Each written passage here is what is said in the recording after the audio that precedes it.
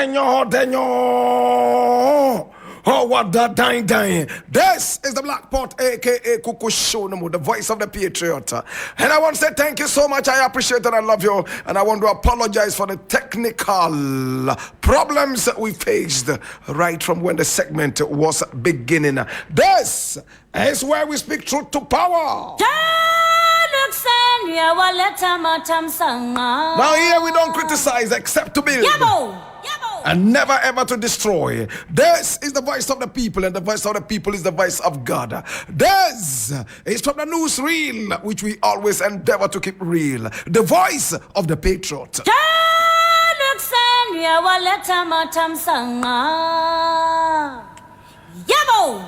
Now today we have a number of issues we want to look at and want to go straight up to tackle them. Number one, I'm reading this from Ghana Web, and it says Airbus scandal. Fixing the country movement to protest against OSP in 7 days if he fails to reinvestigate Mahama. Now, the convener of the Fixing the Country movement, Ernest Kofi Owusu-Bempah, has threatened to embark on a demonstration if the special prosecutor, Kisie Jabing, fails to reinvestigate the Airbus scandal.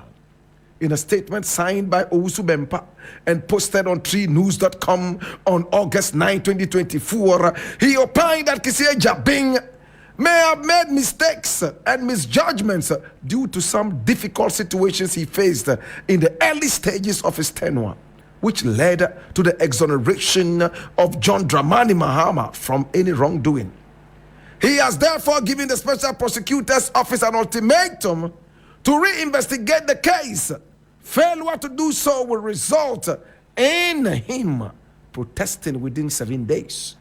It is clear that the OSP was faced with a difficult situation very early in his tenure and made a number of mistakes and misjudgments, especially with the conclusion that Mahama wasn't a beneficiary of the bribery money.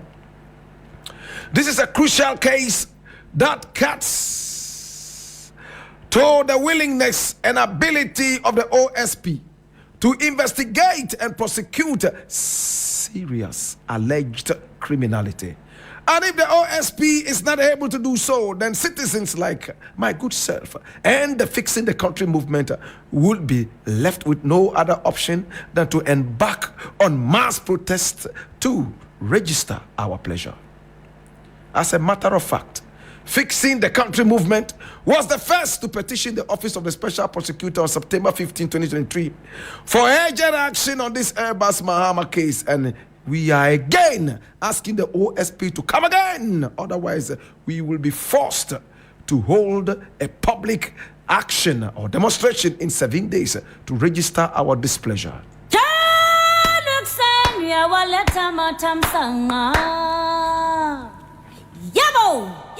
My brother, my sister, this is what is called political witch hunting. We don't only hunt for goats and sheep. We don't run after elephants and antelopes in the bush only. We can also hunt human beings. And these human beings, my brother, my sister, when we hunt them down, this is witch hunting. And if it is political in nature, then it's political witch hunting. I am sad and disappointed. Mahama went out there and asked you to investigate him. He opened his doors to you. You went in there, investigated him. The OSP that you trusted. Owusu-Bempah here says, oh, he made mistakes because he had problems at the beginning of his tenure. Who created those problems? The OSP is running away from this government. The OSP has ordered a number of bulletproof cars for himself and his staff, for fear of your careless guns blazing at him anytime. It cost the nation several millions of American dollars. American-styled military vehicles. The OSP asked to be imported for him, and he got those. And when we pushed him and told him he was not patriotic, demanding such a hefty deal from the nation at the time, the nation was so hemorrhaging, or better still, so hemorrhaged. He came to us and told us that I wished I didn't do it. But the attempt on my life, they have become one too many. I will have to come out and let everybody see this clearly. The OSP said on 3 different occasions, they tried to take him down, and he fingered the government in power. The government in power came to ridicule him and to drag him into the mud, just like they did with Alamisu Amidu. My brother, my sister, this OSP, I believe he wished he never took this mantle. A young man who has come face to face with red death. He bemoaned all those assassination attempts, and the only way out, he said, was to get American, Russian military-styled vehicles, costing the nation an arm and a leg.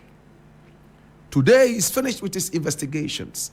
Under no duress, he comes out to say, hey, yes, Mahama is that man, official number 1. But Mahama is exonerated. There is nothing to show that he benefited from any bribe money. My brother, my sister, therefore, the arrest warrants for all 4 people has been scrapped and trashed. The MPP is not happy about it. They have sent their attack dogs out. And I'm sad. And when we say attack dogs, my brother, my sister, it's no insult. It is just simple grammar and terminologies. My brother, my sister, these attack dogs are busy, barking all over the place with venom like cobras. They cannot take it, especially in an election year, where allegedly the president and his former finance minister, now promoted into a higher position, are vehemently looking to bring the opposition down so they can win votes. Why is Blakk Rasta saying this? Jakpa on my mind.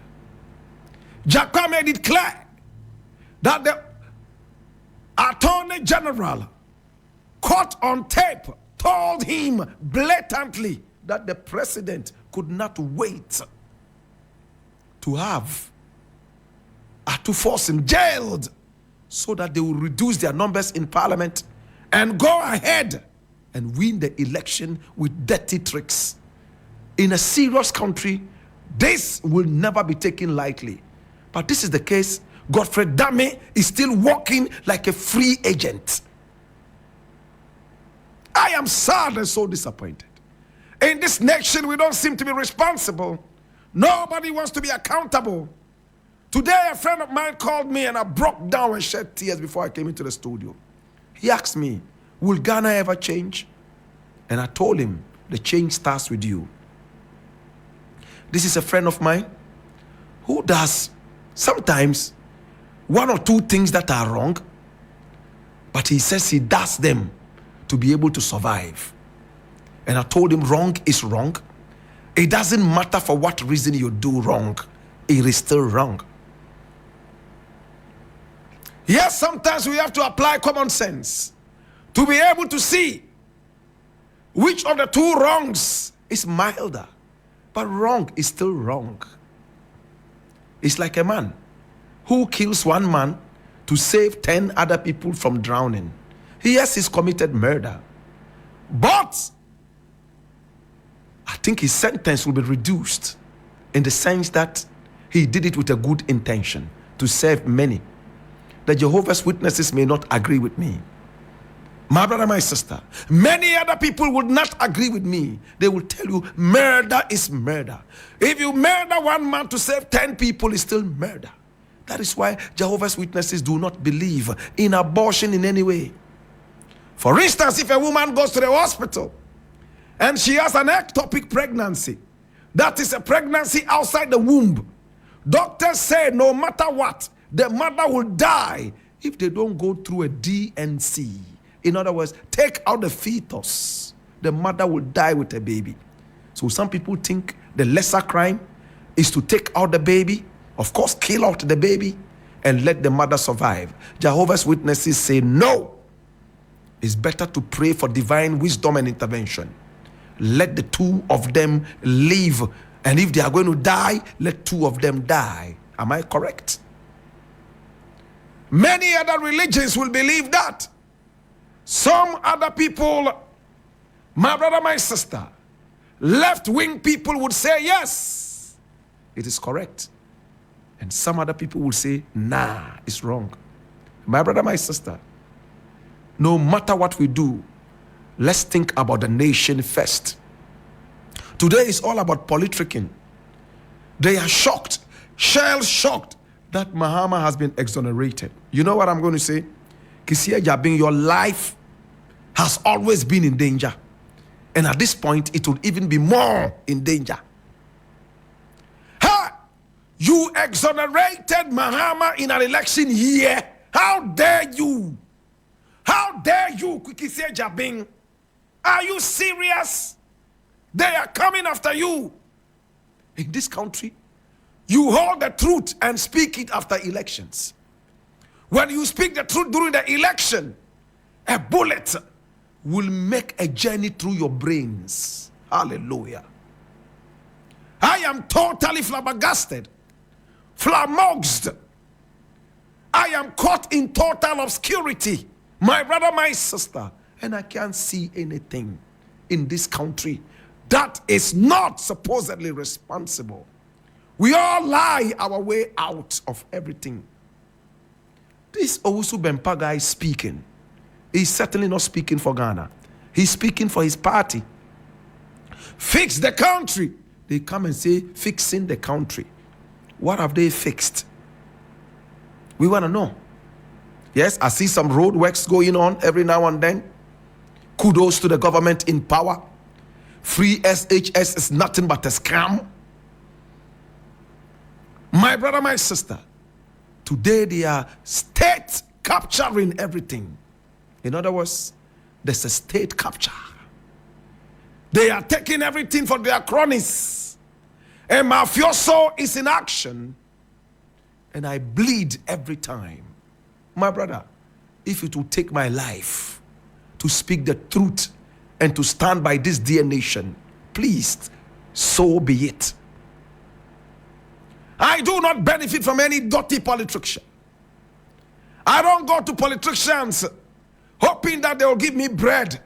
My brother, even if I have to eat stones and go to bed, all my friends around me know that I will do that.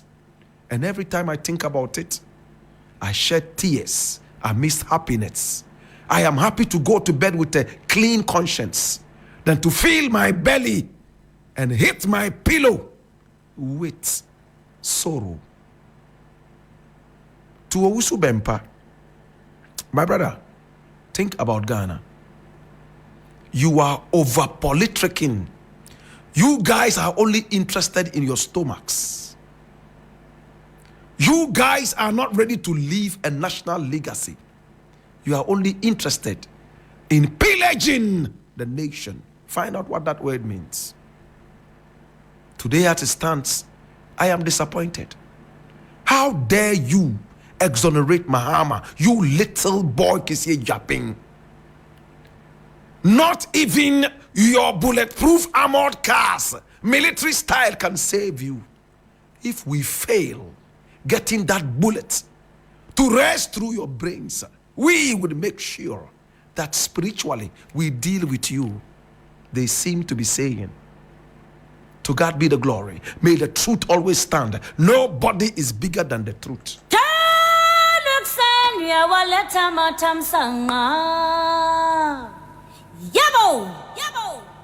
There's a story here that is related to what I just did, and I want to look at it in just 2 minutes. It says, OSP's report on Airbus scandal, NPP witch hunting of Mahama exposed. And this is from a group known as Pro Forum. I don't know what that is, but I'll find out.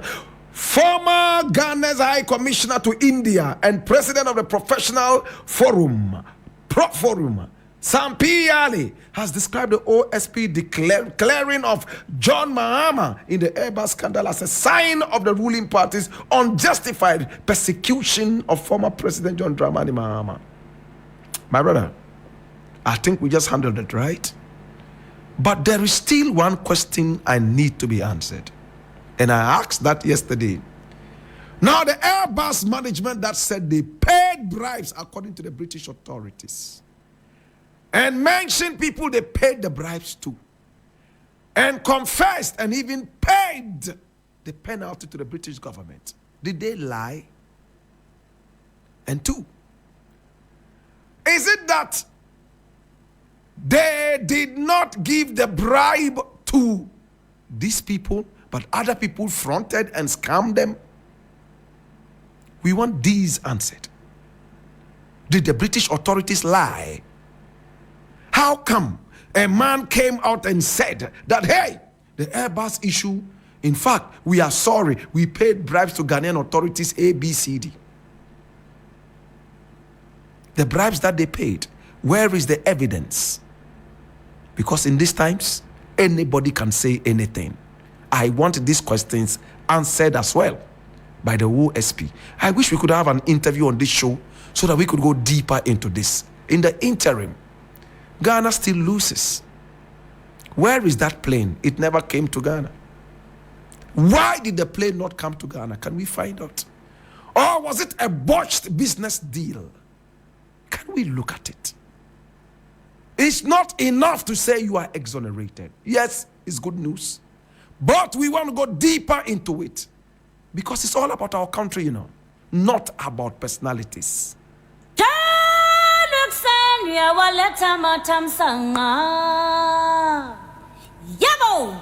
The next thing I want to look at, and I promise you it won't take more than 2 minutes. I have not had it easy under Akufo Addo's administration, and this is Mahama, beg your pardon, Manasseh Azure talking, and I read.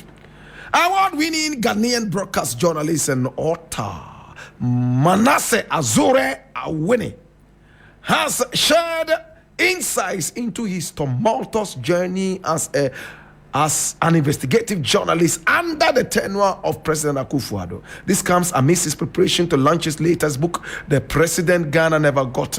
On Thursday, August 18, Mr. Awene recounted the numerous challenges he faced, including threats to his life and the need for police protection. I've personally encountered a lot of woes. If you look at the fictional Ejapadie document, you will find my name in that document. I have not had it easy in this administration. I had to go to South Africa in 2019. In 2020, I had to go to Germany. All these because of death threats, he revealed. Making more revelations on Joy News on Wednesday, Mr. Awene said between 2019 and 2021, he had to drive with police protection due to the severity of the threats.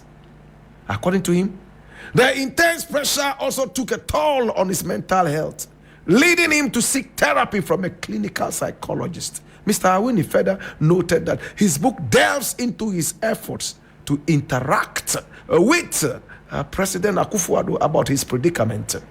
Sometimes you find people asking, does the president even know what is happening behind the scenes? I had a personal experience where I had to take a step to let people within the presidency know.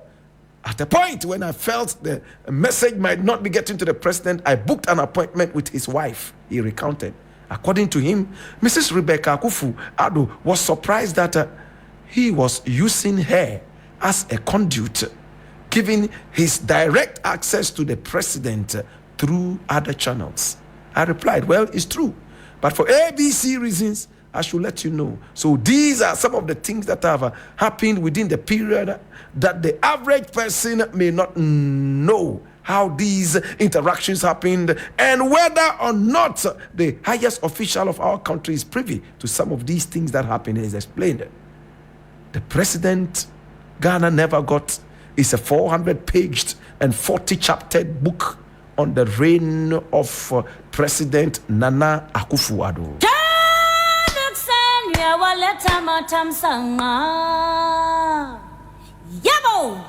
An investigative journalist like Manasseh Azure decided to show his face, and that is his biggest crime.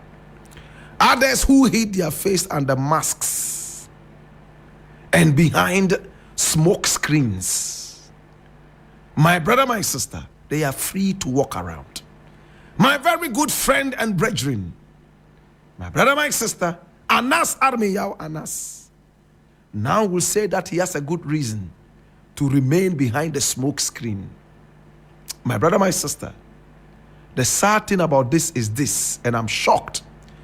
Manasseh said in one of these interviews, as captured here, that the president's own cousin, the pseudo prime minister of the republic, Gabi Asare-Otchere, told him point blank, I don't think the president would like to speak with you. And when he asked why, Gabi said, because he thinks that you have been mean to him. This is supposed to be the father of the nation. Father of the nation. I think this behavior is infantile. My brother, he's not coming to speak to you as Nana Akufo Addo. He's coming to speak to you as the president of the Republic of Ghana. What arrogance! This president is utterly arrogant. And I keep saying that. If you were not the president, there would have been any way, maybe Manasseh would come and say he wants to talk to you. By virtue of the fact that you are the president of the nation, he wants to seek audience with you. And that's what you promised to do for the people. Remember, we didn't come chasing you. You sat in Trotros, drank Calipo with us, went round. Some of your friends even fried kelewele and pounded fufu on the streets of Accra to get you into power. Only for you to say, after booking an appointment with you, that you are not ready to speak with a top journalist of the country. Is that not arrogance? And the reason is that he's been mean to you. Mean to you. For me, it's arrogance. For me. And when Manasseh, when I had to say, oh, during Muhammad's journey, I criticized him so much, to the point that I said he even took a bribe of a Ford car from Burkina Faso. I went all the way to Burkina Faso to investigate it, and I slapped it out. Manasseh was the proponent of the Akonfem, flying all the way to the Volta, I beg your pardon, Burkina. And it caught up with Ghanaians. Mahama still allowed him to come over for an interview. After that, they had lunch together. As to whether Mahama gave him an envelope or not, that I don't know. I don't know. But they had lunch together. And he walked out, and Manasseh in his own words said, during Mahama's regime, he didn't feel threatened in any way. But Akufo Addo's regime, he had to move around with police escorts. At a point, he had to run to South Africa in 2019 and then to Germany to protect his poor watchman's father's child's life. He's proud to say his father was a watchman. And from his watchman's money, he took them through school. That is honesty. Be proud of whoever your father was or is. Today, Nana Akufo Addo said he won't talk to Manasseh because he's been mean to him. And when Manasseh said, oh, but I did this when Mahama was here, which helped you come into power. Some of your people even called me to thank me for the way I was attacking Mahama. Of course, they did not say attacking Mahama. The way I was bringing out the truth.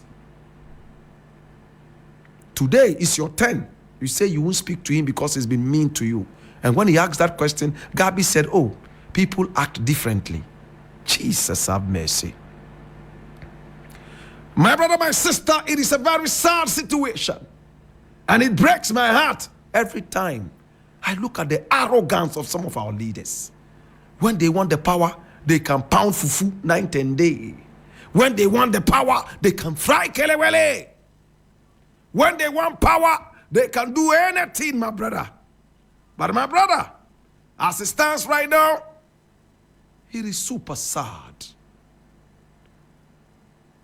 the president was not ready to speak with Manasseh, even though he said he was writing a book about his tenure of office.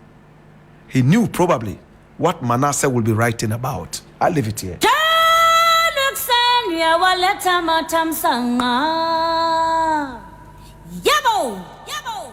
Now, another thing I want to look at, and I need to be very fast with this. This one I'm reading from Graphic Online, is the National Communicator, and it says, Bawumia proposes gold-backed cedi to stabilize currency. And I read, Vice President Dr. Mahmoud Bawumia has unveiled plans to anchor the value of the cedi to gold in an effort to stabilize the local currency and address ongoing foreign exchange challenges. Speaking at the inauguration of the Royal Ghana Gold Refinery in Accra on Thursday in Accra. Oh gosh. Dr. Bawumia highlighted that the proposed foreign exchange policy will aim to ensure long-term stability of the cedi. Oh, Jesus. That's what he said.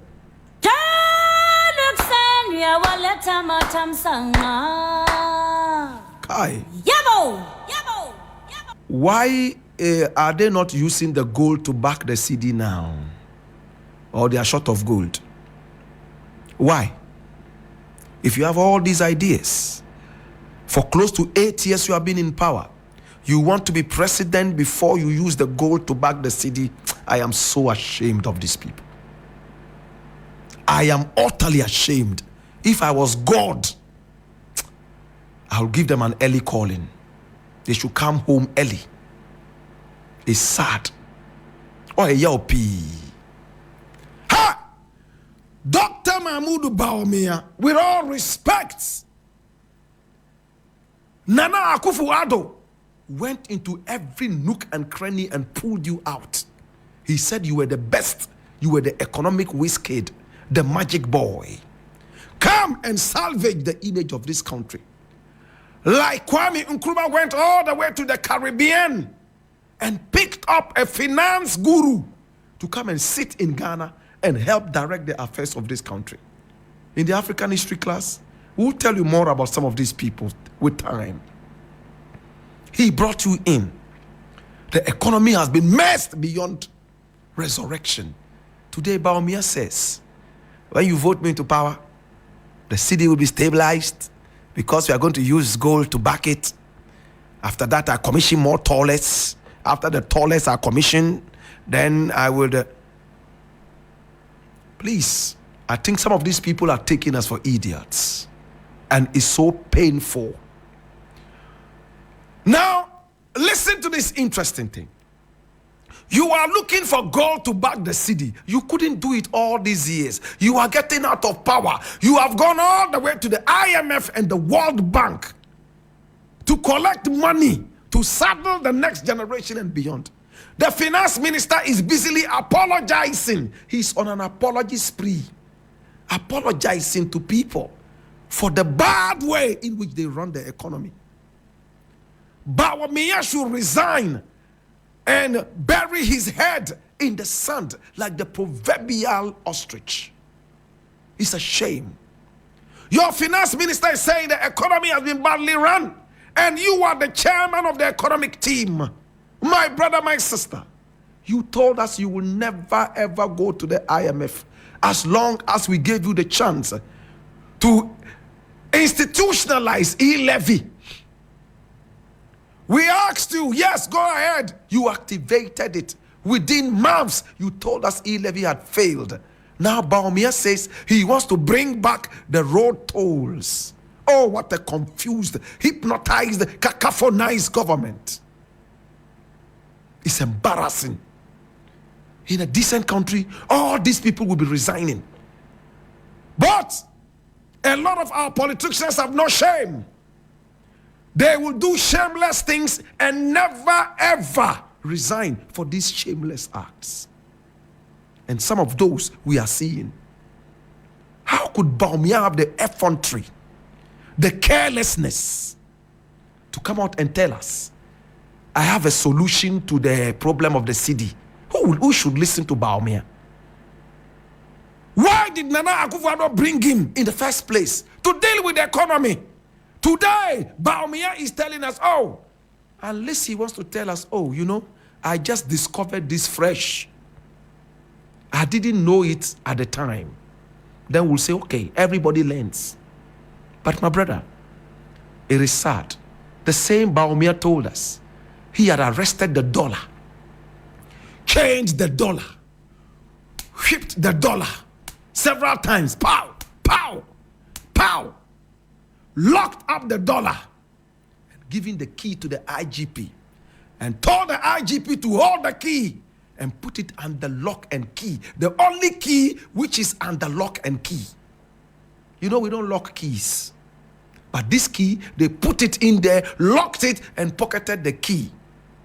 Jesus. The other day I asked the IGP to show me the key that was used to lock up the dollar. He laughed and laughed and laughed and said, Blakk Rasta, I just walked away. My brother, they have fooled us for too long. And I am so devastated by this. This is a shameless talk. And I will say it again. It is so sad. I feel so disrespected by this. Again, can I just say one more thing and I'm done? The gold, where are they going to get it from? We don't own any gold in Ghana. Remember Ejapa? They wanted to sell all our gold mines to people outside, right? We cried and said, ah, they went back and came with Ejapade, which they are institutionalizing. Kakra, slow motion, under the ground. Hey, mafioso. 100. My brother, my sister, where is the gold? Sam Joyner told us that our biggest gold mine in Ghana, we don't even own. 0.5% is owned by foreigners. So where are we going to get the gold from? Okay, let me even leave that aside. Let's say we even have the gold. So we are going to go on a gold digging spree, destroying the environment in order to pick gold and be able to keep our city. Oh, Jesus. Then at the end of the day, you are going to China. You want to go and see a water body that is nice. You go to Dubai. Oh, you want to see trees. Yet the trees in your country, you fell them. As I'm speaking right now, tears are in my eye. You know what is happening in Tamale? Do you know? Yesterday, Malams went out to pray for rain. It's not been raining. So there are no yams. The corn and the maize, they are dead. Hunger is coming. Today, as I speak, Malams in Tamale are going to gather after Friday prayer to go and pray for rain at the police park. Police park right there in Tamale. Allahu Akbar, so that rain will fall. That rain will never fall. Why should the rain fall? When the people are busily felling trees. When people are busily destroying the land, that brings the rain. You think rain comes from a certain non-entity space?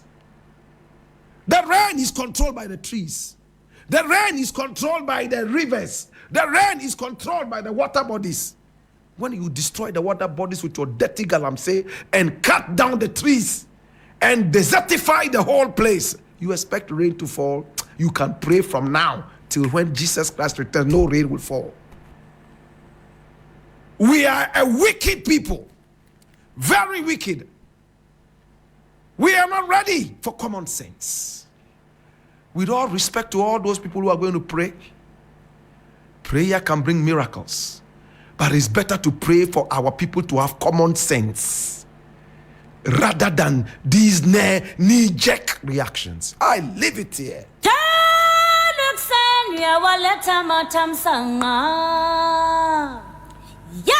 The last thing I want to look at, and I'm done for the day.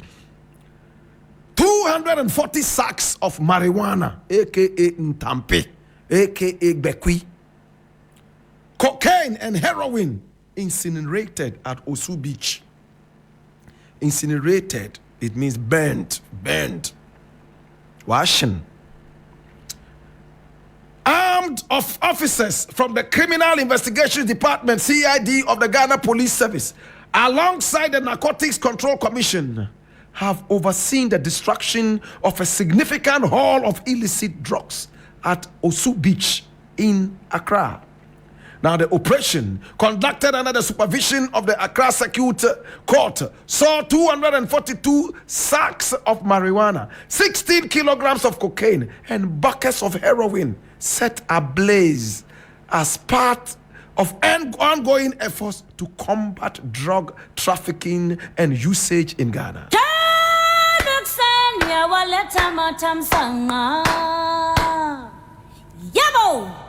Oh, what a shame. Oh, what barbarism. Oh, what a shame, my country Ghana. You got weed and you went to burn it at Osusi. Yet you ran to Holland, ran to America, the countries that sell the same thing to make money. You have gone to burn it. Where is the sense in it? Where is the sense in this?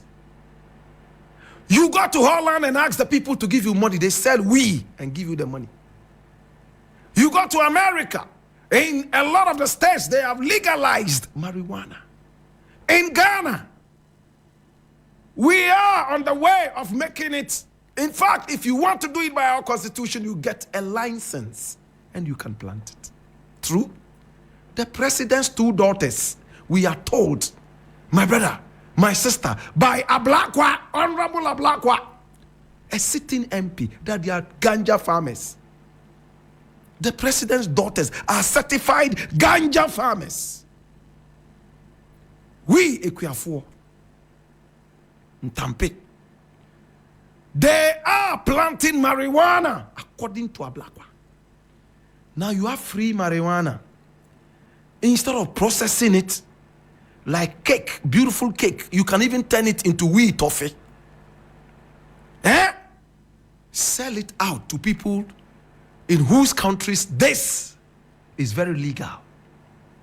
Heroin and cocaine. Have we stopped using this in our pharmacies?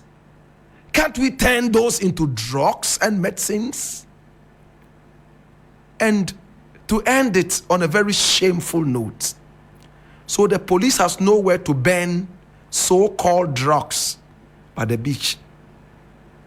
Police have to carry this in a huge truck.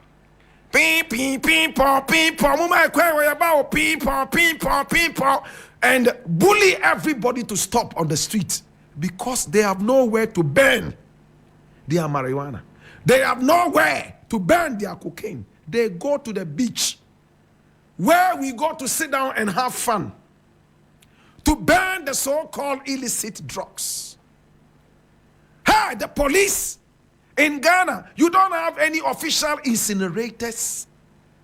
In the 21st century, you would have to go to Osubi. If I were Ghana, I would sue them. You go to the beach to burn Ntampe, to burn cocaine, to burn heroin. The best day, as they are flying, for all you know, burning heroin can kill them.